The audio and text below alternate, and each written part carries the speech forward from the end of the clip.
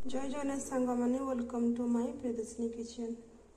आज आम बनइबा कंचा कदली रे मलाई कोफ्ता करी।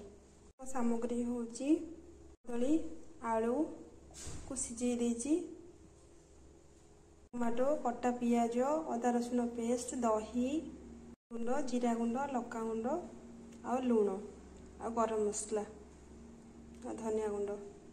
कदली आलू को चोपा छड़े दी चकुड़ी दबा। बर्तमान आम आलू आउ सिझा होता कदली की भल भाव चकुड़ा। ताधे पियाज लुण हल्दी टिके गुंड धनिया गुंड बिरयानी मसला पकी चकुड़ी दबा। सोरिष तेल देकी सिझा आलू कदली सब मसला पकी भल चकुड़ी दी ताको एबे गोल करवा। कदली आलू रे कोफ्ता गुड़िक करदेछि ताको एबे छाणी दबा। तो आमर ताती जाइतला सेतरे कोफ्ता गुड़िक पकई देछि। देखंतु आमर कोफ्ता गुड़िक गोटे साइड हो गला ताको धीरे धीरे उल्टै दबा। किछ टाइम पर ताको काढिबा। देखंतु कोफ्ता गुड़ाक आमर हो जाइतला ताको छाणी देछि। कोफ्ता करी करिया पई प्रथमे कढ़ई गरम हो गलानी सेतरे तेल पकई देछि मसला पकेबा।